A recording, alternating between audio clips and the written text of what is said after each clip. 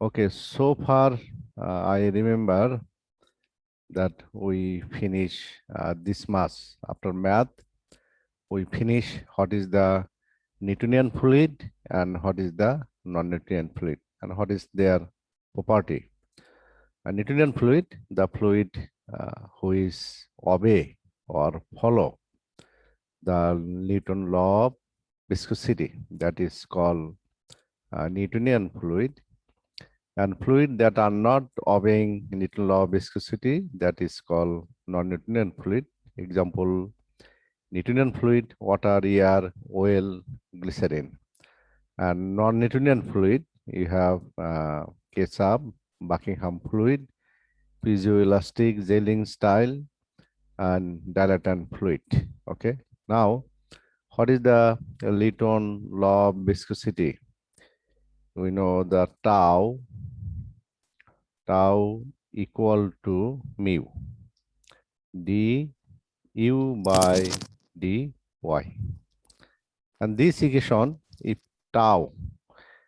I plot it tau along y-axis, I can say y equal to mu, and du by dy, I'll put along x-axis, so I can say this is x, y equal to mu x. That's similar to is coming y equal to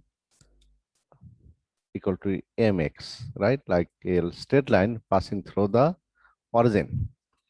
So if we look in the next slide, there is a graph. Okay, this is real fluid. I see this along this axis is a tau, and we put this all this du by dy. Then you see for Newtonian fluid, this will be a straight line, like y equal to mx. Okay, and passing through the origin. Then you see piezo-plastic, then going this way. This is also passing through the origin, but is not the straight line. And like plastic, Bingham, their line equation is coming like y equal to mx plus c, right? So how we can figure out a equation that will represent all the line? So all those line, it can be represented by this equation. Tau, that means y, this is the m. So y equal to, if I think b is the m and x is the dy by dy, so x to the power n plus a means c, right?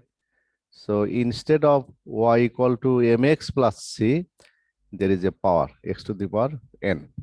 Now, all of them is a line passing like a dilatant is passing through the origin.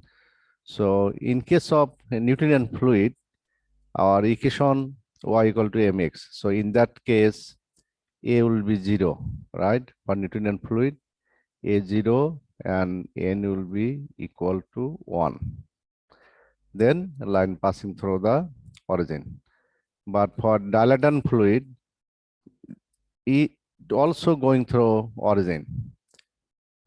This plastic, piezo-plastic also going through the origin.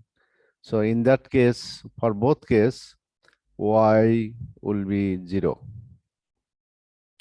But n, value of n, we don't know, might be more than 1 because the line is not straight, it's like a curve. Okay. And for plastic and Bingham, in that case, equation will be y equal to mx. That means equation will be right over here, tau equal to or y equal to a plus mx. I'm sorry, y equal to mx. So what is my m? M is the mu and x du by dy. Okay. So For plastic and Bingham fluid, one value of intersection of the y-axis is different. Okay. So in exam, normally sometime we put a question, what is the Newtonian and non-Newtonian fluid, explain their property. Then you explain the property, then explain with a graph. Okay. Now there is one more fluid, it's called ideal fluid and real fluid. So why the ideal fluid? Fluid offer no viscosity. In viscid, that means viscosity equal to 0, and fluid is incompressible. And real fluid that has the viscosity, but in reality, nothing is 100% right. So there is no ideal fluid. But sometimes for simplification of derivation, we assume that fluid is ideal or in viscid. Okay.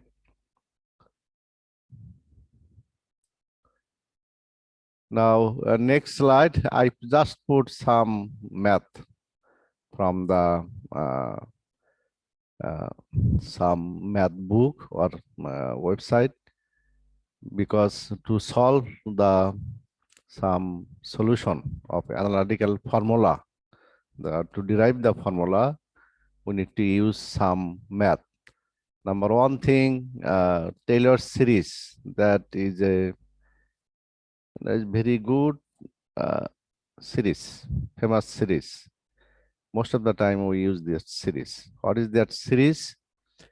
If you know value of a function at uh, fx, say, for example, you have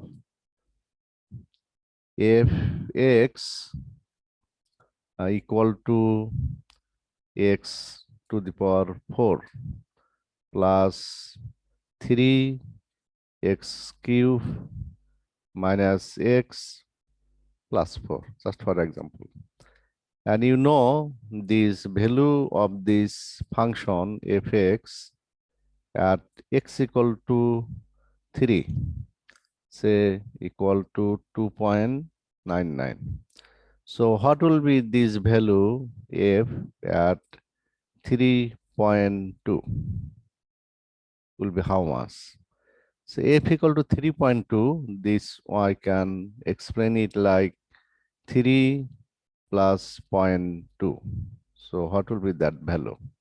So this value you can easily figure out by Taylor series. In that case, your fx will be 2.99 and h will be 0.2.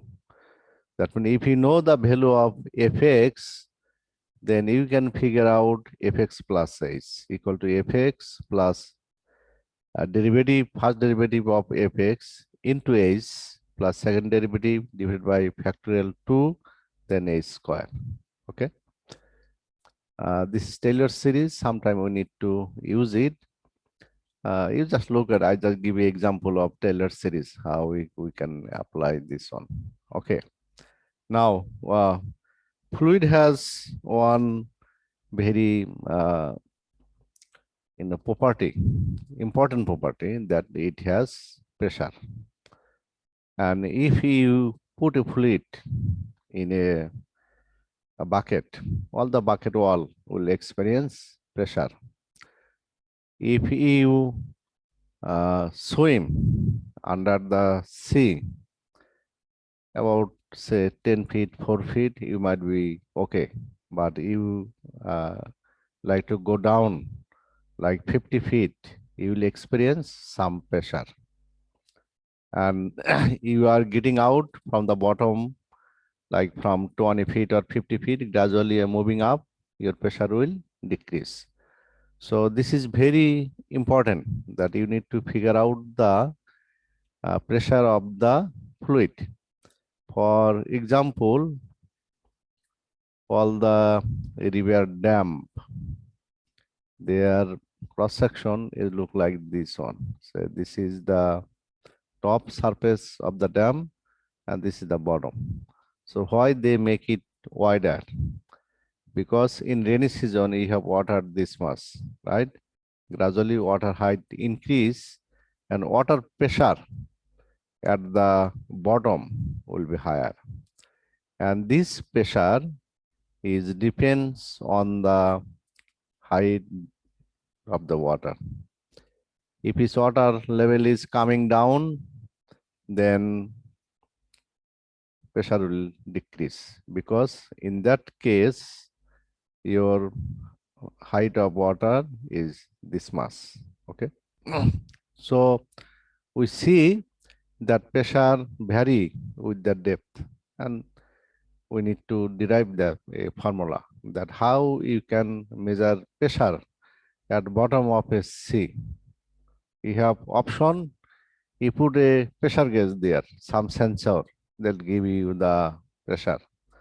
Other thing, you can, if you know the depth, you can figure out the pressure right away from your table without going under to the sea. Okay. But how? By a formula. But we need to derive. Again, we are studying fluid mechanics. So to derive something, we apply knowledge and formula from the your engineering mechanics. Okay. So what is the fluid pressure? Let me refresh your mind. It's saying normal force. Why it's saying normal force? That means force working parallel to the surface. I'm sorry, perpendicular to the surface. That is called normal force. For example, right now you are sitting in front of the table. What we have around us? Air, right? So atmospheric pressure working top of the table surface, and working everywhere is working perpendicular to the table.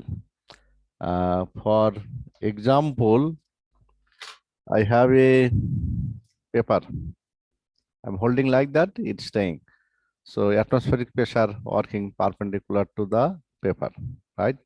But if you make it very thinner, like very thin polythene, if you do like that, they will say it will not stay straight. It will be like that. What is the reason? Because the polythene is very weak and pressure is working downward. You holding on the right hand side, then but still it will deflecting due to the atmospheric pressure. So same thing in atmospheric pressure at the earth level is high, but if you go top of the mountain, pressure is low. What is the reason? Say we have earth right over here, around certain height to the sky, you move gradually, because at a certain distance there is no air, right? So there is a several region of uh, open space, right? So what I'm saying, this region as a we are in a layer of air, but density of the air right over here is extremely low. Right over here is high. So right over here, atmospheric pressure is high because pressure P equal to H rho G, right? You gradually move right over here, pressure will be low because what is the depth of air? This mass. Okay. So always remember, you're moving lower depth, then your pressure will be decrease. Anyway, so it's saying pressure always work per unit area of the fluid and work perpendicular to the surface. It is noted that it is if an imaginary surface is assumed within a fluid body, the fluid pressure and pressure force on that imaginary surface exactly the same acting on a real surface. Why this we put this line? Because what is the application? For example, you developing a submarine, research submarine, and you know your submarine will go under the sea. You have the water level at depth of top of the submarine is 3 kilometers. What is the option? What will be the pressure in the top of the submarine? If you are not making submarine strong, then this roof will be collapse due to the higher pressure, because right over here will be pressure. So how can you measure? If you add a sensor at the roof of the submarine, that will give you the pressure, right? This is one option. Other option, if you imagine a flat surface at a depth of, for example, 10 kilometer, then easily you can figure out the pressure by formula from your decks. You will imagine that the roof of the submarine kind of flat surface. So let me calculate what will be the pressure and what will be the force at the roof of the submarine. If you consider a flat surface, easily you can figure out. Almost it will give you the right result. Okay. So how we can derive that formula? We are thinking a fluid element. We already told you the fluid element might be a prism, might be trapezoid, might be a square or cube, very 2D square, 3D cube. So we'll think a fluid element at a certain depth of a fluid. And fluid has a pressure, right? So that fluid element also will have pressure. That means if I draw a fluid element, so it will have inside at the center of the fluid element, there will be pressure. So thinking that pressure is P. So how we going to assume? We say consider a infinitesimal fluid element. That means very small. And each side, definition of the fluid element? It has a dimension, but dimension is non-zero. Whatever small you think, still it will have some dimension. So it is a cube, so it has 3 dimension. If along this direction, I'm thinking y, vertical direction dz, and this direction is dx. So there is 3 axes. So we are thinking a very small fluid element, and P is the pressure at the center of the fluid element. Then we will derive that what will be the pressure at a certain depth of fluid, and how pressure vary. You swimming in a river, you say under 2 feet, you are swimming bottom of the water, but you moving horizontally any direction, you will see you will not feel that much pressure. But if you try to go down or go up, then you will feel your pressure working on your body is gradually changing, okay, with changing of depth. So you are thinking this is a fluid element, this is the pressure. So a fluid element has the wall property. It has a pressure, it has a temperature, also it has a density. So density is rho. Also it has a mass, right? So if density rho, how we can figure out the mass of this fluid element? You need to figure out the volume. So volume will be dx, dy, and dz, right? And this volume, if you multiply by rho, then you will get the mass. But if you like to calculate the weight or force that is working downward, that weight will be mg. You need to multiply by mg. So from here, you can calculate the weight of the fluid element. Now, at the center of the fluid, pressure is P. So how much pressure of the fluid at all the side wall. How we can figure out? Anyone? Anyone on? Tell me. This distance is dy. Now, I'm sorry, this is dx. As per this coordinate, this is z, this is y, and this is x-axis. So this will be dx, this will be dy, and vertical direction will be dz. So at the center, pressure is P. Another thing, we are talking about a static fluid, not the dynamic, not moving. It says a static mass of fluid. Okay. So if it's static, is not moving. So what law you can apply in the fluid element from the engineering mechanics? One thing you need to apply, summation of force along x direction has to be 0. Similarly, along y-axis and along z-axis. Then fluid element is not moving. Now, I have pressure right over here at the center of the fluid element. How I can figure out the pressure right all the surface, right over here, right over here, right over here, this wall, also the top and also the bottom. We can use the Taylor series because at the center pressure is P.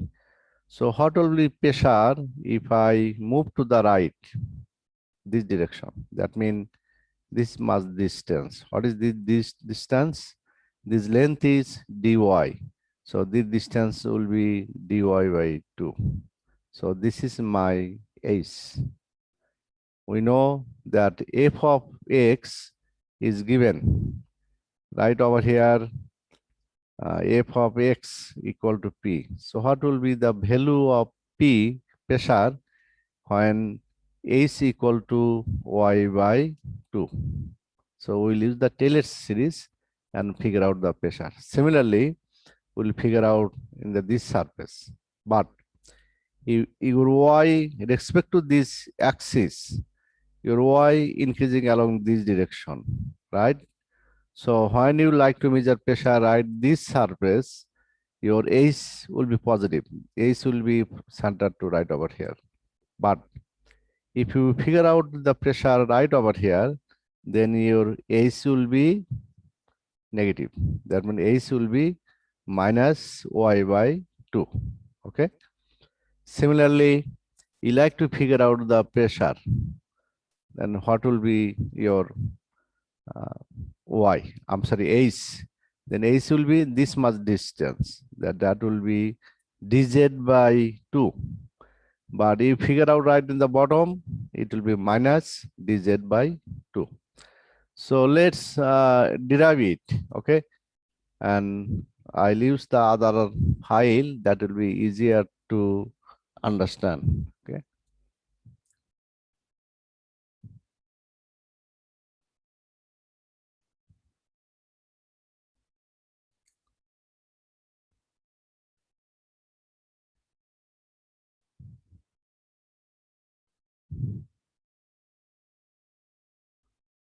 Okay, did you see the MathCAD file? Yes, sir. Okay.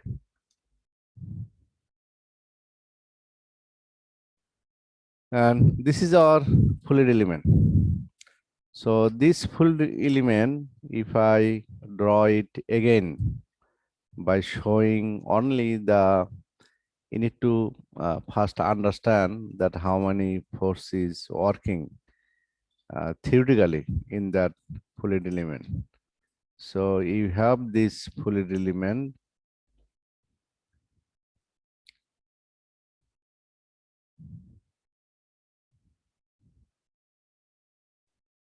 Along this direction is y-axis. Just think force working along y-axis.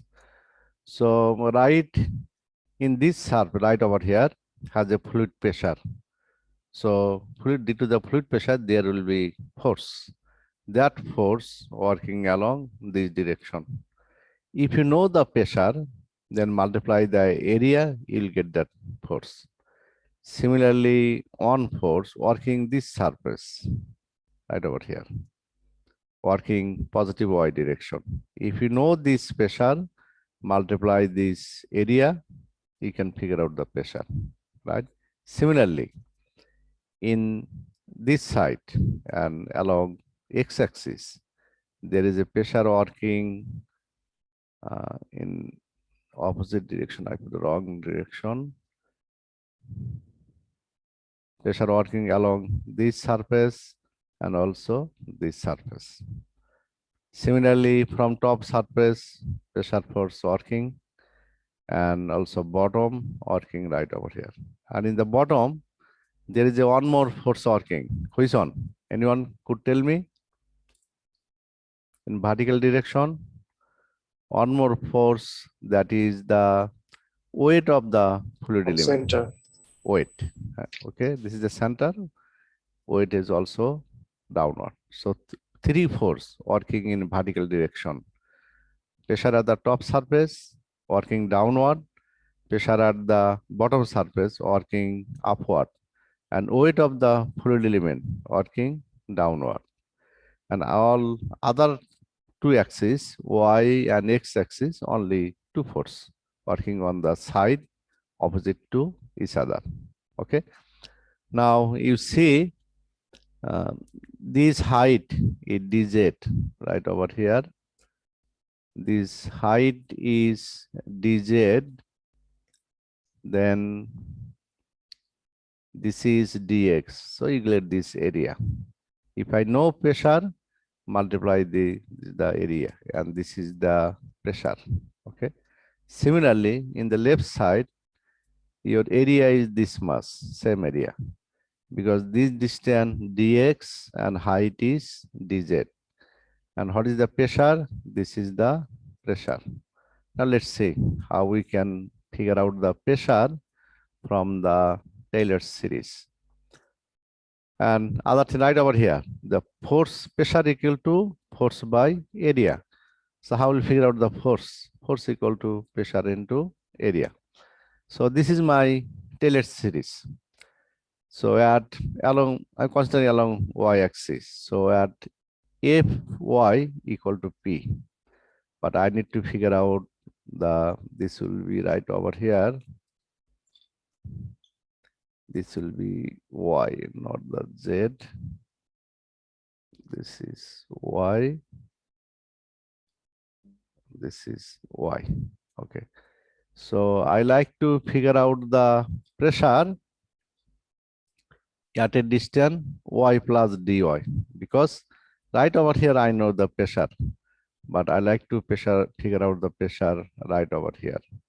So you need to figure out the horizontal distance. This is length is dy. So this will be half of dy. So this is your h. This is h. Now we apply Taylor series. F of y. F of y equal to p right over here. First derivative of the function. My function value is p. So del p by del y into h. This is h, dy by 2. Take the second term, second derivative. So del square, del y square into p into d by y a square divided by, I don't write the factorial 2. Over here will be factorial 2. Star 1 by factorial 2 equal to 2, right? I can write them over here. And you see this dy value is small. We are thinking a very small fluid element. So the dimension is very small. Then you are making square. Value will be more small. So we can neglect this higher order term. So what happened? Our accuracy will be questionable, right?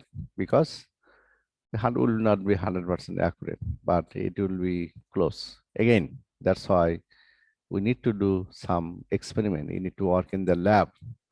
You need to make sure that our formula is very close to the real situation. Okay. So you neglect this term, finally we are getting this term on the right side pressure. Okay. Now I will make the force balance along y-axis. How we can make the force balance? Okay, let's see. So you see along y-axis only two force working. So fluid is static, is not moving. So I can say Fy equal to 0. First figure out this force. P into area. So what is my pressure? This mass. Why negative? Because this is right over here. My H value is negative. That's why minus. If you put over here minus, then it will be minus. Into area. What is this area? This height is dz. Right over dz. And this is dx. So dx into dz. Then this force working negative y direction. So minus. And how much this pressure? This mass, because H value is positive, dy by 2. So then this is the pressure, you multiply by area. Then you just simplify the equation. If you simplify P, just multiply. And right over here you are getting dx, dy, dz by 2. Over here P and this term. Now you see that this term and this term will be out. So finally you are getting, and what is this value? Volume of the fluid element. So volume by 2, I just put half over here. Similarly, del V by del Y, right over here you are getting volume. So finally what are you getting? Minus half x minus half x. So you are getting minus del P by del Y del V. That means only x, right? I put minus sign, right hand sign 0. So I ignore the minus sign. So you have this one, this equal to 0. So product of two term is 0. So obviously one term will be 0. So which term is 0 over here? We know that volume cannot be 0. Should be non-dimension, non-zero, right? So volume cannot be 0. So del P by del Y equal to 0. So what does mean del P by del Y? Anyone? Anyone? That means change of P along Y direction. So you see, there is no change of P along Y direction, because from here I can say del P equal to 0. Okay. Then Y into del Y equal to 0. Then I figure out the integration value of the P. P will be how much? P equal to constant, right? So you see, that means along Y direction, pressure is not changing. You moving or swimming along y-axis, there will be no change of pressure. So over here saying, so fluid pressure does not change along y direction, right over here. Okay. Similarly, we like to figure out the equation along x-axis, that along what happened along x-axis. So if we figure out the equation for along x-axis by same formula, so same procedure. So what is our x-axis? Right now we are trying to, so y-axis we already got it, right? So along x-axis, I need to consider this face and back face. So this front face pressure is working along this direction and back face working this direction. And this is positive x. So let's figure out all the equation right over here. Seems like we have to move a little bit upward right over here. So you see Fx equal to 0, has to be 0. So how much force working from this one? This one working along negative x direction, right? So how much will be the force you need to figure out? You see pressure at the center is 0. How much pressure will be in this surface? So in case your H will be positive dx by 2 in that case. So your pressure will be this much, P into dP by dx into dx by 2. Same formula, instead of y, there will be x. Multiply by the area. What is this surface area? dy dz. in dz, right over here. Okay. And this force working positive x direction, so plus, and h minus dx by 2. So minus, then this one. Then you just simplify. After simplify, you are getting this one. And from here, we can write down del P by del X equal to 0. That means fluid pressure is not changing along y direction. So y direction, I'm sorry, x direction. So that means y direction is 0, also no change of pressure along x-axis. That means if you swim or if you keep a object in a horizontal plane, then pressure on that object will remain constant. Even you move from north to south or south to west, pressure will remain the same. Okay. Now we'll check the force, all the force along vertically. Let's see the what force is changing. So in the vertically, 3 force is working. Number 1 force is working weight of the body or weight of the fluid element working downward. I'm trying to move this one. Okay, I can. Okay, just leave it like that. Okay. So summation of fx equal to 0. So summation of, I'm sorry, fz.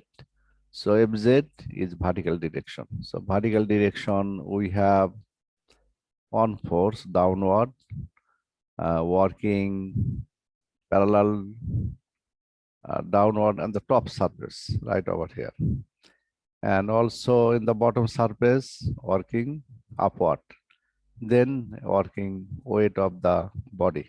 So summation of these 3 force has to be 0. So let's see. At first, you figure out the force in the top surface is working negative z direction. So there will be negative sign over here, and then calculate the pressure. What will be my variable z-axis, right? And right over here is P, and you figure out pressure right over here. That means your H is positive, dz by 2. So we have, this is the pressure. What is the area of the top surface? Dx into dy. So you get dx into dy. Then at the bottom surface, pressure is working upward. So that will be positive. How much will be pressure? In that case, from center is pressure P. So at that surface, That means you are moving negative z direction. So your H will be negative dz by 2. So instead of positive, right over here you are getting negative. This is your pressure into area. Now, what will be the weight of the body?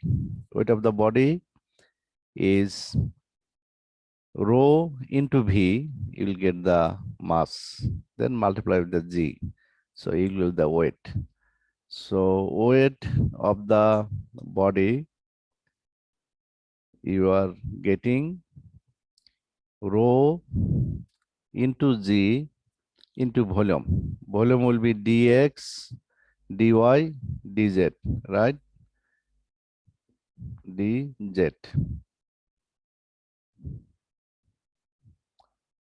Now, this rho g equal to gamma.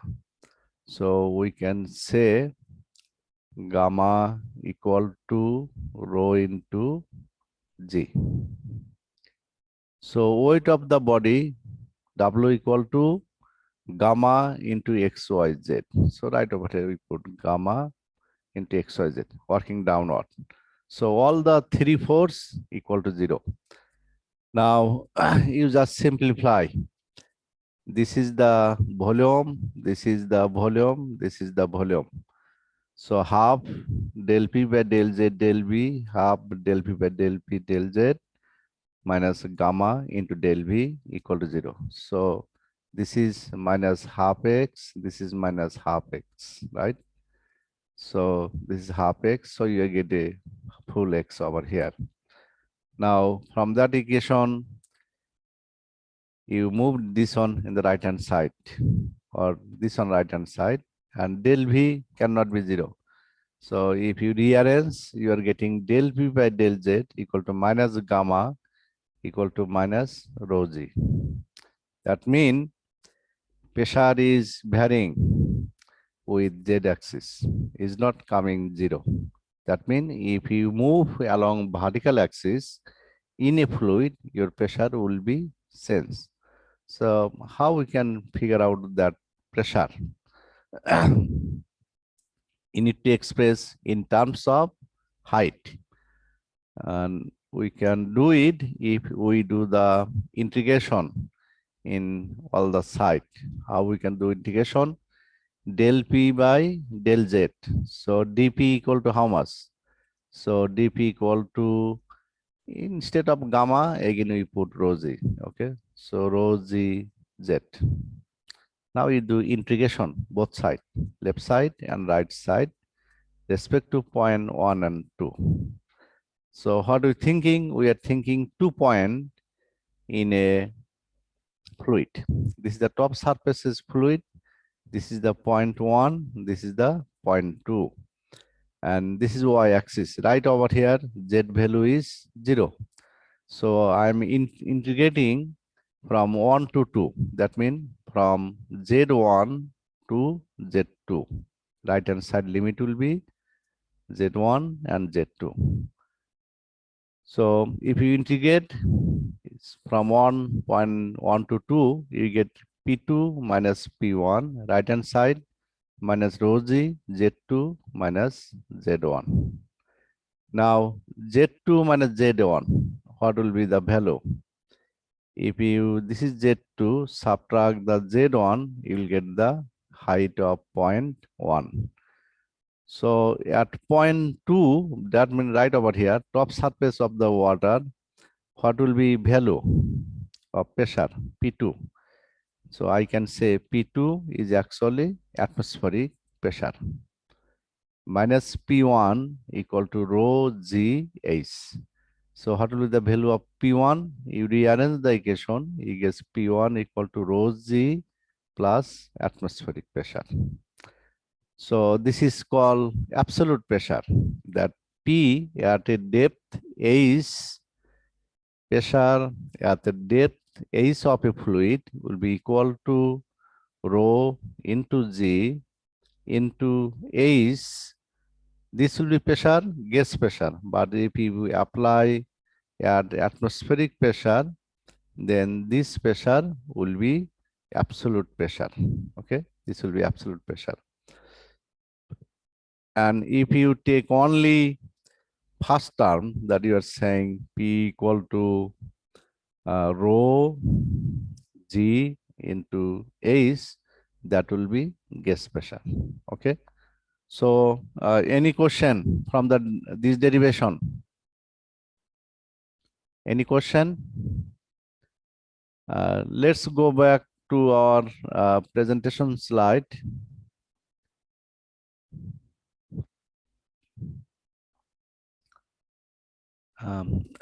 You just just read one time, same thing what we derive.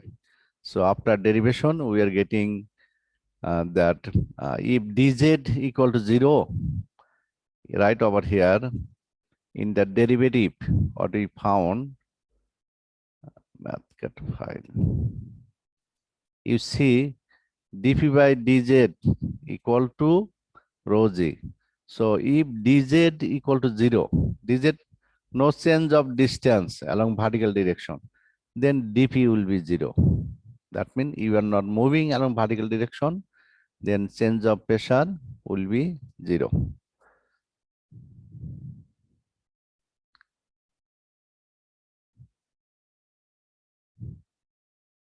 That is saying right over here. Okay. And this equation is valid for both compressible and incompressible fluid, that dp by dz equal to rho g. Okay. And if rho constant, then what are we getting? Then P equal to rho GH. And this one is called hydrostatic pressure of stationary and incompressible fluid, is function of vertical depth and density of the fluid. If fluid is more denser, then you'll get more pressure because density is changing. P is the linear function of density. And from this equation, you see one thing, that we are getting P equal to rho G H. Now, I am giving a pressure. I am saying, for example, in your submarine, you're looking at the pressure. You are getting pressure 5,000, say, megapascal or pascal. What will be depth of your submarine? How we can figure out? By this formula.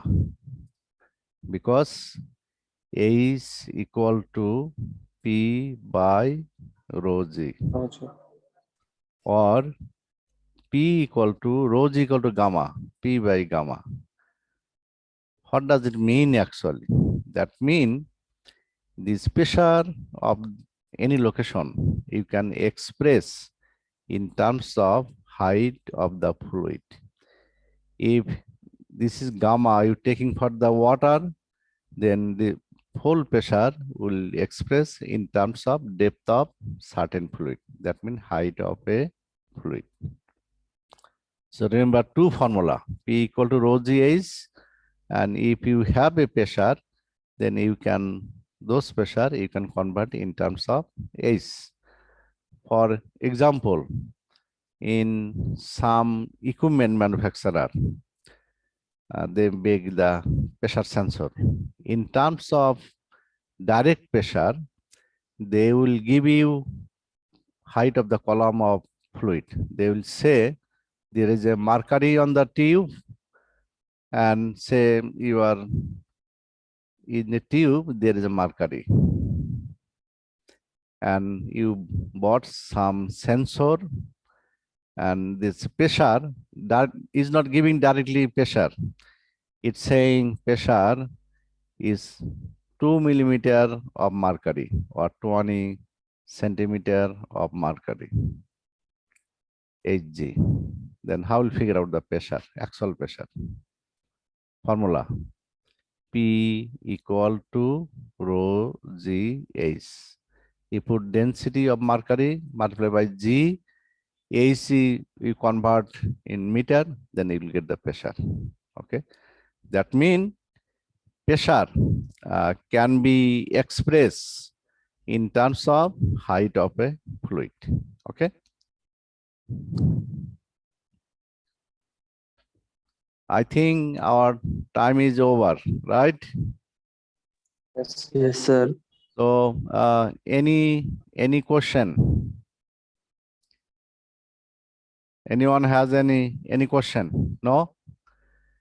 So we can stop here, right? Yes, sir.